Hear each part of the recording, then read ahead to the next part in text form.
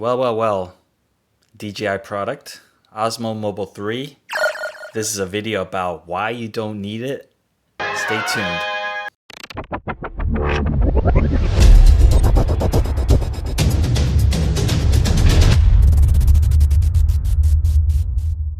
Okay, let's unbox this sucker. Ooh la la. Silica packet, okay, whatever. Alright. It is compact, pretty cool. Okay. More stuff. Empty. Alright. So we have, what is this? A warranty or some kind of useless paper. This is more useless paper to kill the environment. What is the function of this? Quick instructions, okay. So how to open it, how to balance it, and how to turn it on, etc, etc. So basically you would have to download the DJI Momi app. Mimo, not Momi, Mimo. DJI Mimo app. Download that. It connects via Bluetooth to your device, your cell phone to your device, and then you'll be able to control some of the stuff. Let's see what's here.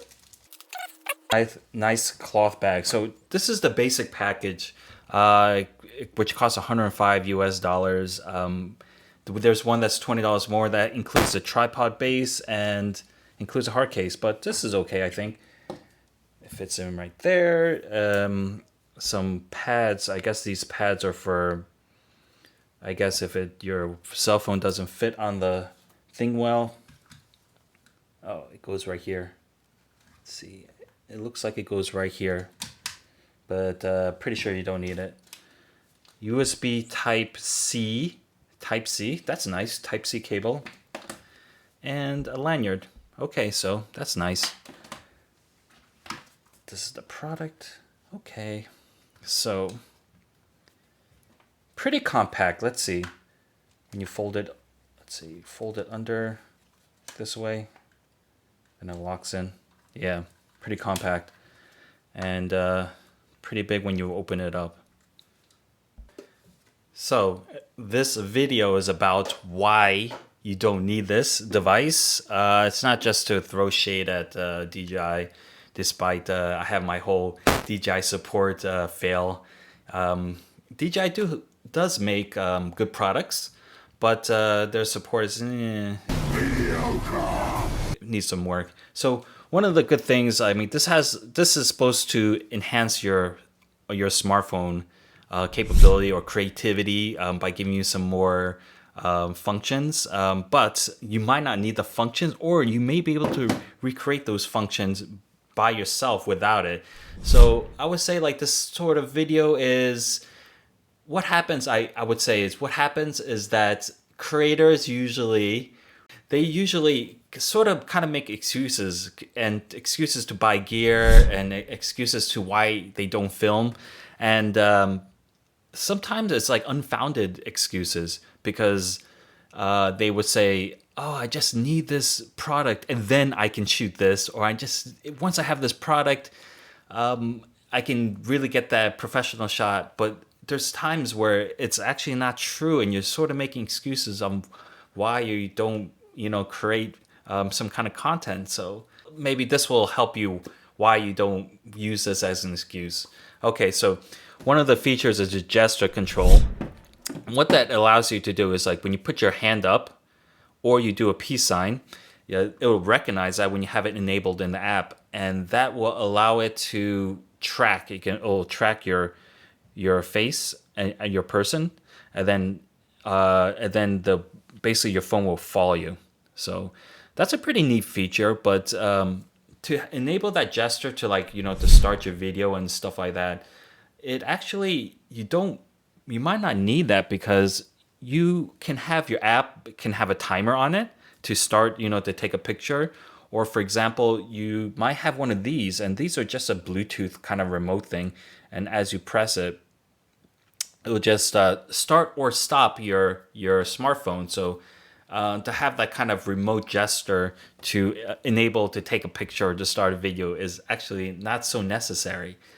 So that's a alternative if you thought that maybe you need this kind of gesture control. You might have this kind of like options. Okay, so the next would be hyperlapse. Hyperlapse allows you to you just stabilize, and then as we move forward, it will take timed intervals, and then create a motion picture out of that. So what you end up having is like a super smooth fast forward video as you like walk along like some kind of corridor or walkway or pedestrian, anything that you would like, and then it becomes like a pretty cool shot. You can be like on a train, and then get a nice cool like video shot. So, but actually there's apps out there, and for example, one great app is Hyperlapse for Instagram. That app not only utilize like the stabilization within the camera, but utilize also digital stabilization. And then after you shoot the video, you can select the time.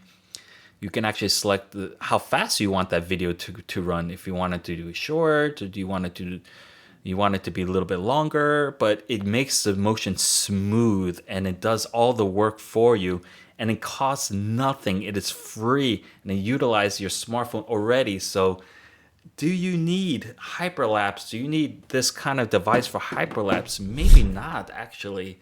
You might not need it. So that is an alternative for hyperlapse. Another feature would be the active track.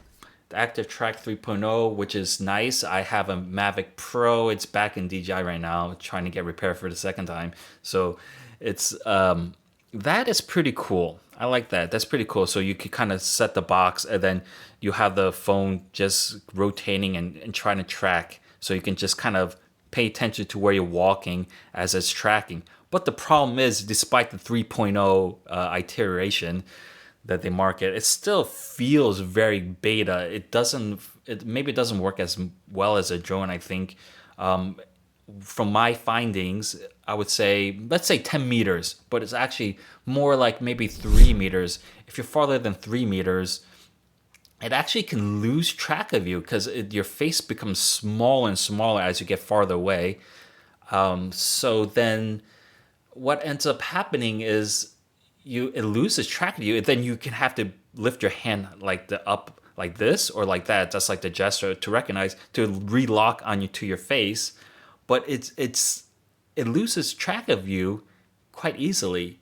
And if you're moving fast, you're doing like parkour or some like super active sports, and you're moving around very fast, it also will lose track of you. So it's only good for if you're setting yourself up to do a selfie video, and then you're walking left, walking right, just try to create that kind of content, like that kind of shot, then it can make sense. But that's also you can ask your friend to actually do that and that. So if you have no friends, and you're moving very slowly, and you're within 3 meters of your smartphone, then this Active Track 3.0 can be useful for you. But otherwise, it's still not it's not, if it's not polished, it doesn't work foolproof, so you can't rely on it. Okay, so another thing would be time lapse. Time lapse is that kind of motion where you're going very like you just set your camera up, and then you just, instead of like moving like a hyperlapse where you're moving and kind of creating a tunneling effect, you're just in the static position, and then watch as other things, especially slow moving items. You don't want fast moving items, maybe like a slow boat or a slow whatever, and then or the slow clouds going through the sky, and then that will allow you to have like a picturesque picture, and then you can create more dynamic imagery by having the slow items moving fast. But your native iPhone has this feature, the time lapse feature, right? But I guess one thing that you have is you can set locations of where it can point during this sort of time lapse. So it can move like from here, then, so I would say that would be the advantage. So you can move from here, then you can go there and there within this time frame. So you can kind of control where it goes. An alternative to that would be something like this. Sorry, let's see, something like this. And then, well, this is a little bit more professional. It's kind of like an egg timer, and this is made for time lapse. And then it goes and it moves really slowly, and then it goes like that. So, and then here's a just smartphone mount. So if you happen to have the smartphone mount, they're very cheap, and you happen to have a IKEA egg timer, and kind of like cooking timer. I don't have it in this apartment. I have my other apartment. So I'm too lazy to go pick it up. But you can have an egg timer. You can just get a piece of gum or blue tack or a piece of tape. You can connect that onto a flat surface, put it on there, set up a time lapse, rotate that thing, and let it just click away. And you actually can get a nice panning shot, nice dynamic panning shot with your phone and with your own household items that you already have in your house. And if you know, the one negative would be that it rotates only one direction. But if you reverse the film, if you use any kind of like editing app and you reverse the film, then you can have both ways. So this allows you to have this kind of dynamic shot. Yes, you can control exactly which point, so you don't have that. But this is a cheap way and a creative way that you can have a more creative time-lapse shot without costing you anything if you happen to have these items. So these kind of this is the reason why I want to make this video. I want to give people suggestions on how they can do for free or with items they may have already. So you might not need this kind of item. So of course the number one reason is a gimbal. I don't, okay, shooting a shot with a gimbal, you don't need it.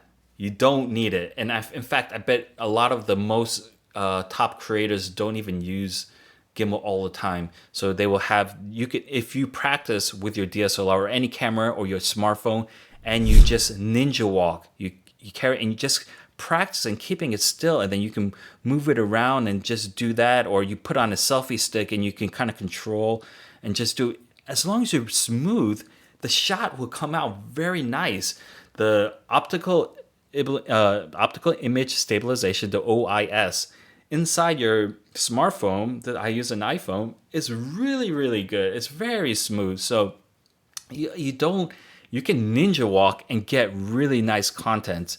You can choose to go fast. And here's another tip: if you in kind of some kind of rough situation we're doing, that you want to get a smooth, maybe you want to do a kind of spin shot, or you want to do a smooth panning, but you can't get it quite right, just do a high frame of rate video, slow it down in half, and you'll notice that how smooth it is when you actually just cut that frame rate down to half the speed. So that's kind of a trick and it's also, it looks cool to have a slow-mo shot. So slow-mo shots are a great way to have smooth shots. So just, switch to that slow-mo and like do 60 frames per second, 120, whatever you want to do. Just experiment, and you can find that you actually can have smooth shots with your native phone without anything else.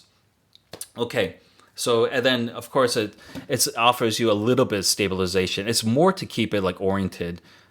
This is what the advantage of it, but to stabilize it, when you walk with this, you actually will still see the kind of hop, you know that you'll see that it's walking. So that's why when you do a ninja walk, when you walk just like, and you just don't hop your body, and you just, try to keep your body steady as you move, this will enable you to have a smooth shot. And this will not eliminate that. If you use this, you will still have that kind of bobbing action. Another, how the professionals do it, how they get rid of, if you have an e-board, if you have like an e-board, or if you have some kind of one wheel, or you have like one of those Segways or kind of Xiaomi bot or whatever kind of alternative, these are what professionals do. They stand on one of those, hold their camera, and then they they can smoothly move across and get those kind of cinematic shots. That's how you get cinematic shots, by moving slowly. This gimbal, even if you're moving around like that, will not eliminate that. So don't think that this will eliminate that. Okay. So then I said all the sort of, it sounds negative. I don't mean to sound negative, but the purpose of it is to not limit your creative side by just not buying this product. Would I recommend this product? I still think it's fun. I think it's a fun device. So $105 is sort of disposable. It's not to be like an ass, but it's $100 is like, for some kind of device, is like, it's almost kind of disposable, and it's fun. It's fun to play around with it. I was playing around with it, and I feel like it's fun to play around with. Do I need it? Can I find alternative ways to shoot the shot? Yeah, of course. Like I said, all these different ways. You just don't need this product. You don't need it, but it's still fun to play with. So I wouldn't say I regret owning it at all. I definitely will play, and it's still small. I mean, that's like it's not horrible. So let's fold this up and let's compare this actually. Let's get this weighing device, zero it out, and this is one of the things they promote about it. 407 grams. I think they said 405, but 407. So 407 grams, let's get that other unit. 407 and about 14.3 ounces. So it's not lightweight. It's not super lightweight, but if you're already into photography, here is a Canon LN 1740, and it's actually a heavy diesel, usually heavy. So this is over 1 pound something. Let's get the grams. 500. So this weighs 100 grams more. So if you're already a photographer, of course, this is like, the weight is sort of lightweight. It's just like carrying another lens. So this can slip into your camera bag without any problem. So yeah, so the dimensions are good. The weight is good. So if you want you have money to blow and you just want to play around with it, and you can see some value in the active track, or if you need to see value inside the time lapse, controlling the time lapse, then I recommend it for those reasons. If you guys like this content and you found some value, of course you should like it and share it, and just go out and create. I think that's the number one thing. A lot of people, if you're like a person who's watching this video and you're thinking, do I want to be a YouTube creator myself? Just, like, use your cell phone and just start recording. Use the headphones inside that came with your smartphone and start recording. And like find your kind of background and bounce some lights off of the wall or ceiling, and just create your own content. And don't have excuses. That's the biggest kind of message that I want to send off for this video. Don't have excuses that if you don't have certain product that you cannot create anything. Because, like, for example, I'm shooting this on my iPhone. I'm using an iPhone and a microphone to shoot this, and a couple of flashlights. There's a couple of flashlights that I'm using for the lighting. So I have a pretty, like, very basic production, but it looks pretty good. I think it looks quite studio-ish and on a budget. So yeah, that's it. Like, share, subscribe, all that good stuff that helps support the channel and gives me some kind of boost, like morale boost, because I'm not making money off of this. Okay, thanks for watching, guys. Bye.